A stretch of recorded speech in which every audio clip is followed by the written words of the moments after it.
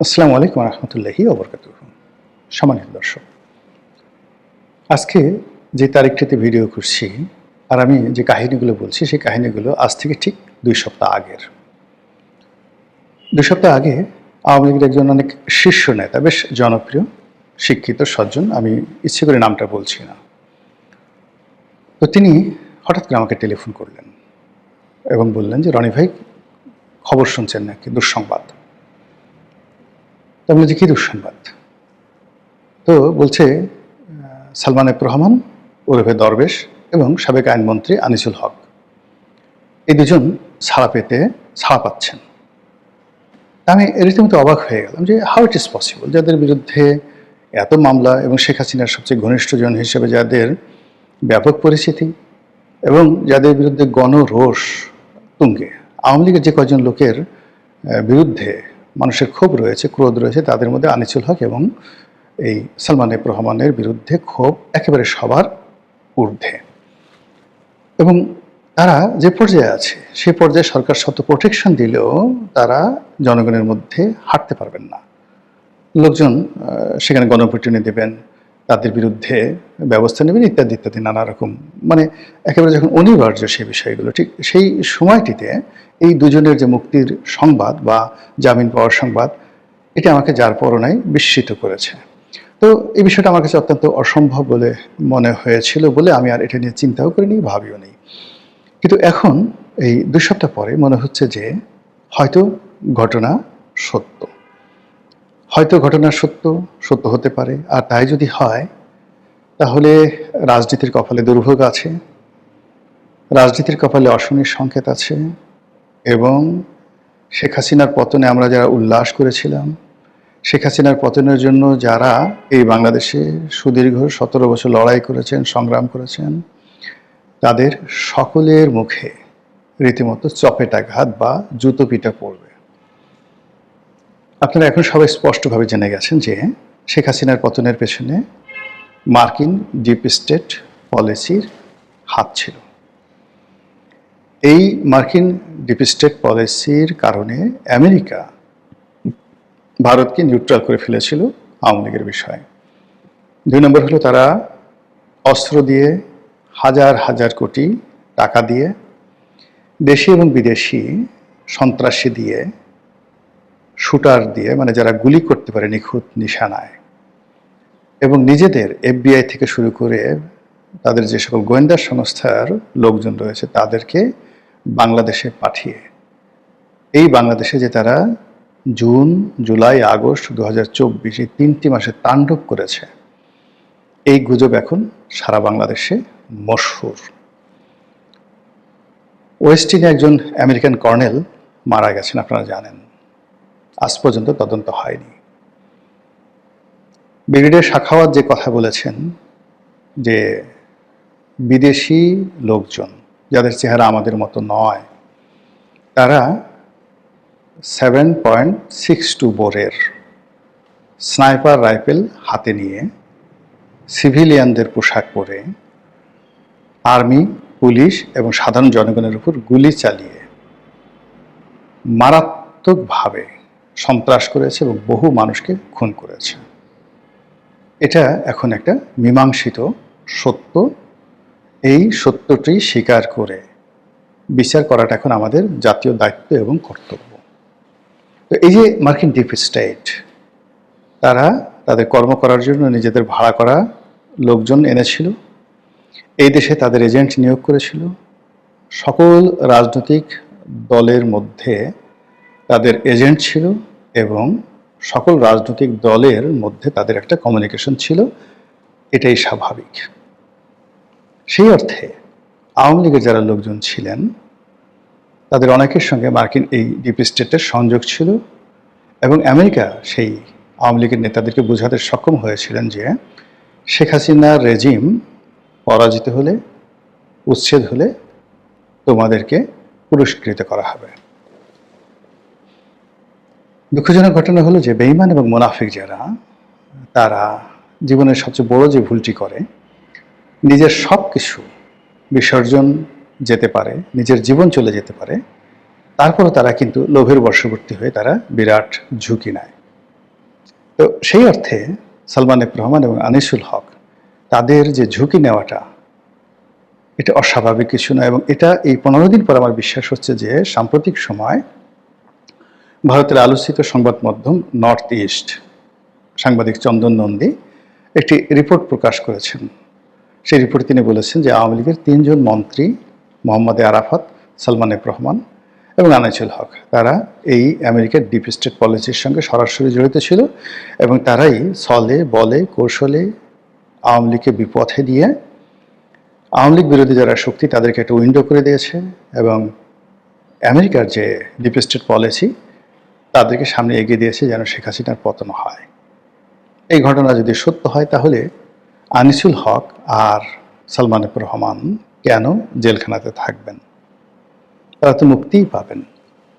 ইতিমধ্যে আপনি দেখেন যে আমাদের দেশে সেই গত 17 মাসে একটার পর একটা যাকে বলা হয় অস্বাভাবিক ঘটনা ঘটেছে, মানে এটা বিশ্বাসযোগ্য নয় কিন্তু ঘটেছে।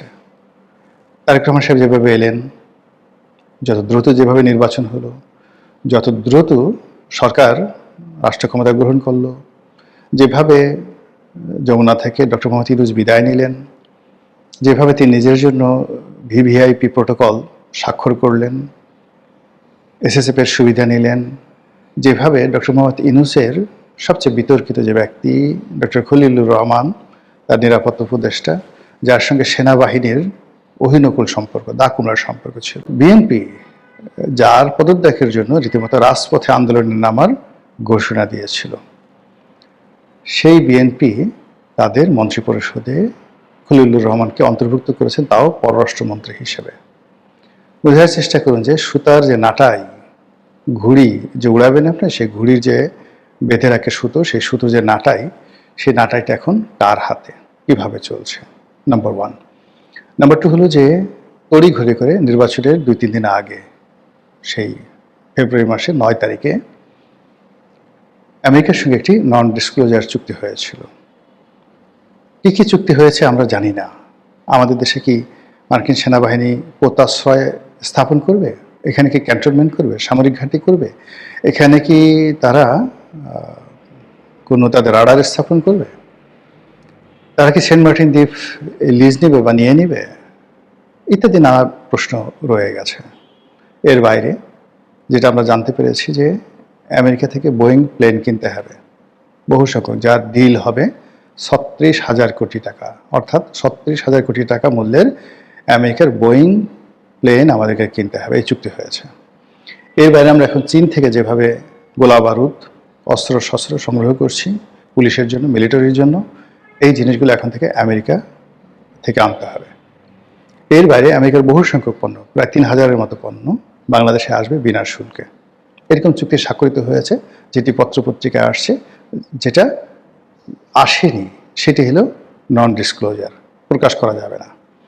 এখন এগুলো নিয়ে খুব সমালোচনা হচ্ছে, এগুলো নিয়ে নানা রকম কথাবার্তা হচ্ছে, এবং তারই প্রেক্ষিতে জনাব খলিলুর রহমান পররাষ্ট্রমন্ত্রী তিনি খুব সুন্দর করে একেবারে স্পষ্ট বাংলায় বলে দিয়েছেন।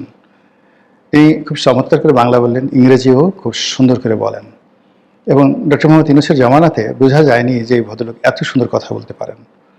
তো তিনি স্পষ্ট করে বলেছেন যে এই যে চুক্তি হয়েছে, নন ডিসক্লোজার চুক্তি হয়েছে, সেই চুক্তির ব্যাপারে দেশের প্রধান 2টি রাজনৈতিক দল তাদের সম্মতি নেওয়া হয়েছিল। ডক্টর মোহাম্মদ ইউনূস একা দায়ী নন, আর ইচ্ছা করলেই এই চুক্তি থেকে বিএনপি বের হতে পারবে না, জামাত এই চুক্তির বিরুদ্ধে টু শব্দ করতে পারবে না। এর কারণ হলো এই চুক্তি স্বাক্ষরের আগেই তাদের কাছ থেকে সম্মতি নেওয়া হয়েছিল, এবং এই কাজটি আমেরিকা কিভাবে করেছে? আমেরিকা উপরে দেখিয়েছে তারা জামাতকে ক্ষমতায় আনবে, জামাত বলেছে দাও, কেল্লা হতে দেড় যাক, যা কিছু হোক তাতে আমাদের কি, ক্ষমতায় আসেনি, তারপর দেখা যাবে কি হয় বা না হয়। অন্যদিকে বিএনপির সঙ্গে আমেরিকার সম্পর্ক ভালো ছিল না, এবং শেষের দিকে বিএনপিকে যখন টোপ দেওয়া হলো যে ঠিক আছে তোমাদেরকে ক্ষমতা আনা হবে, তখন বিএনপি হয়তো এই ব্যাপারে সম্মতি দিয়েছে। আর এই কথা নিয়ে খুব খোলামেলা কথাবার্তা বলতে হচ্ছে, বিকজ এটা আর এখন কোনো গোপন বিষয় না, এই ব্যাপারে সরাসরি খলিলুর রহমান বলে দিয়েছেন। তো সেই নন ডিসক্লোজার যে চুক্তি, সেই চুক্তি বাস্তবায়ন করতে হবে, দেয়ার ইজ নো ওয়ে। এবং এই ব্যাপারে একটা চিঠি দিয়ে জনাব ডোনাল্ড ট্রাম্প আমাদের তারেক রহমান সাহেবকে স্পষ্টভাবে বলে দিয়েছেন, এবং তিনি সেখানে ডিসাইসিভ যে শব্দটি ব্যবহার করেছেন, যে যুদ্ধে সাধারণত এই শব্দটি ব্যবহৃত হয়, মীমাংসিত যুদ্ধ, এবং যে যুদ্ধ একটি দেশের ইতিহাস চেঞ্জ করে দেয়। তো সেক্ষেত্রে আমেরিকার সঙ্গে আমাদের যে চুক্তিগুলো হয়েছে সেইগুলোকে তিনি ডিসাইসিভ এগ্রিমেন্ট বলার চেষ্টা করেছেন, যে চুক্তি যদি লঙ্ঘিত হয় যুদ্ধ বেঁধে যাবে, এবং সেই চুক্তি যদি বাস্তবায়িত হয় তাহলে বাংলাদেশের ইতিহাস পরিবর্তন হয়ে যাবে।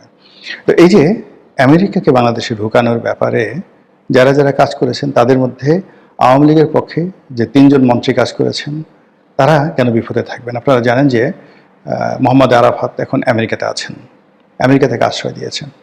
অন্যদিকে যে দুজন ব্যক্তি আনিসুল হক এবং সালমান এফ রহমান, তারা সেনা হেফাজতে ছিলেন, এবং বলা হয়ে থাকে, বা যদি আপনি ধারণা করেন যে এই যে তারা যে সেনা হেফাজতে ছিলেন, এটার পেছনে আমেরিকার গ্রিন সিগন্যাল ছিল। এটা কি অস্বাভাবিক নয়? যেখানে বিসাদৃশ্য হয়েছে সেটা তাদের মোষ কামিয়ে দেওয়া হয়েছে, তাদের দাড়ি কামিয়ে দেওয়া হয়েছে, তাদেরকে লুঙ্গি পরে তারপর শেষে তাদের গায়ে সেই যে জ্যাকেট পরে তাদেরকে নাটক করার জন্য গ্রেপ্তারের আগে তাদেরকে ঘোরানো হয়েছে স্পিড বোটে করে। এই জিনিসটুকু ছাড়া আর সবই ঠিক ছিল। এখনো পর্যন্ত শিরিন শারমিন চৌধুরী, হুইপ ইকবালুর রহিম, তারা কি সেনা হেফাজতে নেই? না, তারা কোথায় আছে? ক্যান্টনমেন্টে না ক্যান্টনমেন্টের বাইরে? আমরা প্রশ্ন করতে পারছি না, এখন পর্যন্ত প্রশ্ন করতে পারছি না, জিজ্ঞাসা করতে পারছি না। তো ওরাও, মানে সালমান এফ রহমান এবং আনিসুল হক, তারাও সেই সেনা হেফাজতে ছিলেন, এবং পরবর্তীতে যেহেতু তাদেরকে আবার আনতে হবে, লাইমলাইটে আনতে হবে, লাইমলাইটে আনতে হলে তাদের তো একটা প্রক্রিয়ার মধ্য দিয়ে আনতে হবে, এজন্য গ্রেপ্তারের নাটক, তাদেরকে কারাগারে প্রেরণ, এবং কারাগারে বসে তারা এখন তাদের যে কর্মকাণ্ড রয়েছে পুরো দমে তারা চালিয়ে যাচ্ছেন। বাংলাদেশ এলএনজির ব্যবসা সালমান এফ রহমানের এবং বিপুর, এই ব্যবসা কারা করছে এখন বলেন তো? বাংলাদেশের এলএনজির যত ব্যবসা সব তাদের। এই যে স্যাটেলাইট, বঙ্গবন্ধু স্যাটেলাইট কে নিয়ন্ত্রণ করছে? এই যে আমাদের দেশে ইন্টারনেট থেকে শুরু করে যা কিছু আছে, এসব সালমান এফ রহমানের ব্যবসা। এখনো বসে বসে সেই ব্যবসা সে করছে। তারপরে এই যে বাংলাদেশের ডিশের যত ব্যবসা, সব সালমান এফ রহমান সাহেবের ব্যবসা।